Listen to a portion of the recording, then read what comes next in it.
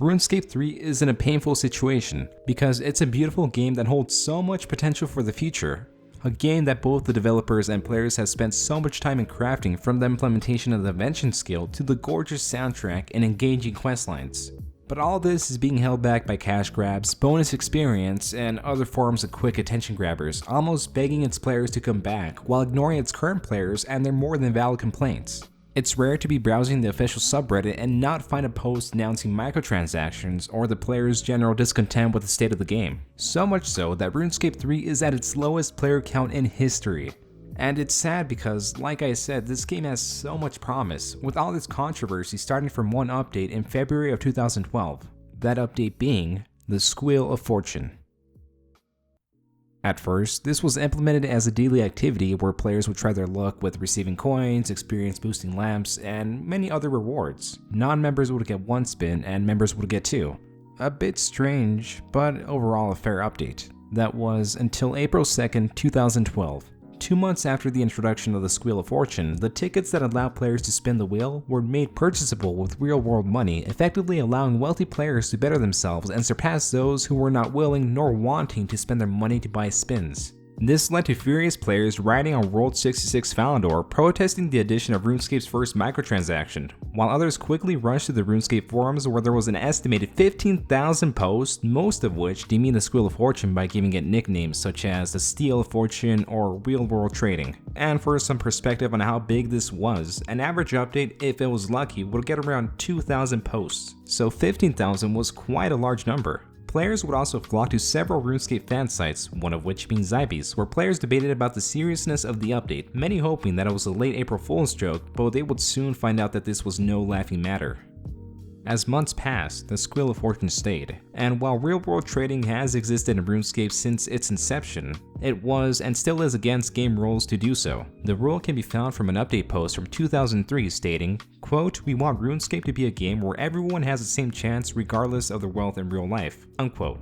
But now that Jagex was making profit from it, many players would cite this rule to cast a light against Jagex' hypocrisy, and most likely because of the flack it was receiving, this rule would later be changed to only target third-party real-world traders. Others feared for the future of the game because many game companies in the past would start off a bit slow, but once they got their feet wet, a snowball effect of microtransaction-related content was soon to follow. And they had a good reason to fear just that, because on July 17th of the same year, Solomon's General Store was added. In similar fashion, players could purchase rune coins with real-life currency that could then be used to buy cosmetic items, and being that it only sold cosmetics, this was much less controversial than the Squeal, but it was still not a welcome addition, as in just the first 6 months of 2012, RuneScape, a game that used to be against microtransactions, was beginning to become heavily monetized. Next year on September of 2013, bonds would be introduced to the game. These were pitched as a form of microtransaction that would directly combat real-world trading, and it's not uncommon for MMOs to have a system like this. And if you're wondering how they work, it's actually pretty simple. So a player buys a bond with real-world money, sells bond for in-game gold to purchaser. Purchaser then consumes bond for 14 days of membership. So this is one that is generally accepted by most of RuneScape's community and is the only microtransaction available in old school RuneScape. And I know, in my previous videos I've talked a lot about bonds, but this time I have a strong statistic to show. In just the first week of bonds being introduced, wealth injected by gold farmers had dropped by 81%, quantity of real-world items traded dropped by 61%, and volume of wealth real-world traded had dropped by 63%. And don't get me wrong, it's great that they successfully combat botting and real-world trading, but they still allow players to directly purchase gold, which is a valid complaint for most players. While with the Squeal, you had no idea what you were getting when you were purchasing spins. With bonds, you can directly and quickly purchase the amount of gold you want. This also sparked several controversies, but also praise from those getting what was in essence free membership. Following the same pattern, the beginning of the following year also coming with another microtransaction. A well-known one, and probably seen by anyone that plays RuneScape 3 and maybe even old school. Treasure Hunter, which was and still is a carbon copy of the Squeal of Fortune, with spins being replaced by keys and the same reward system and some of the same rewards still being in place. Besides the whole visual change, there was really only one thing that stood out to most players, and that was the more experience-focused rewards and promotions that congealed Treasure Hunter. So much so that players took it upon themselves to create a calendar of Treasure Hunter promotions. The White Days being a day without a promotion, Red Day is a standard promotion, usually in the form of an experience boosting item on the reward table, and Orange Day is the Christmas Advent Calendar, which was a promotion within itself. This promotion calendar demonstrates how aggressive these promotions were becoming throughout the years, with at the start of 2018 there was a promotion nearly every day promoting some new lamp or item that would stay on Treasure Hunter for a limited time, trying to motivate players to purchase keys. And on November 14, 2016, popular RuneScape content creator or friend had finally completed his not pay to win account, and from my understanding holds the current record for fastest account to reach max level in RuneScape history. Why I'm bringing this up is because this was all done through Treasure Hunter and its various promotions, costing him a total of $15,300. What would usually take someone years of playing could now be achieved with a large sum of money at 80 hours. Adding to this, as a side product of his spins, he also accumulated over 3 billion gold worth of items and supplies solely from Treasure Hunter. And this is perfect because it perfectly highlights exactly what's wrong with this microtransaction. I mean, just look at all these resources. Treasure Hunter is no doubt a contributor to RuneScape 3's inflation, and I know a lot of people say that spending money on Treasure Hunter keys or buying bonus experience doesn't affect other players, but Treasure Hunter affects us the same way bots do, as they both affect the price of gold and items.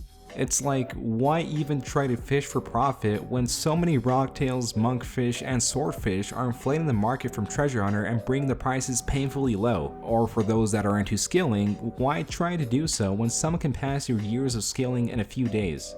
And because of that, in the end, people like myself stop competing, especially when this kind of inflation causes a bond on RS3 to cost 20 million gold. And I'd like to add that at one point, Jagex even wanted to allow Ironman accounts to access Treasure Hunter, an account type that was meant to be completely self-sufficient, but in the end, due to extremely heavy backlash, they ended up pulling out. So now Iron Man mode is pretty much the only way I play RuneScape 3, even though it's still heavily monetized by locking other areas away from members like additional bank spaces, action bars, and tools that might help estimate the price of your bank. Things that would come standard in most MMOs now have to be bought, and I can see how this bothers some people, but for me, it doesn't really bother me because this is some less harmful way of monetizing, and it feels like a step away from Treasure Hunter, which is a good thing. But still, what this model reminds me of, and I know this is a giant leap, but all these microtransactions remind me of those free-to-play mobile games where they rely entirely on players to purchase microtransactions to support development, and in the end, that's all who's left playing the game and supporting the company, so naturally, what the company does is they're appealing to those kind of players and monetizing the game even further. The sad part is, the developers who've been there for several years probably have very little to no control over the direction of their game. You can tell by the statements made by the old school team, some members which had previously worked on RuneScape 3, so it's likely that some developers working on RuneScape 3 have the same sentiment towards microtransactions. We've said it time and time before, we'll say it again, there are no plans for MTX in old school.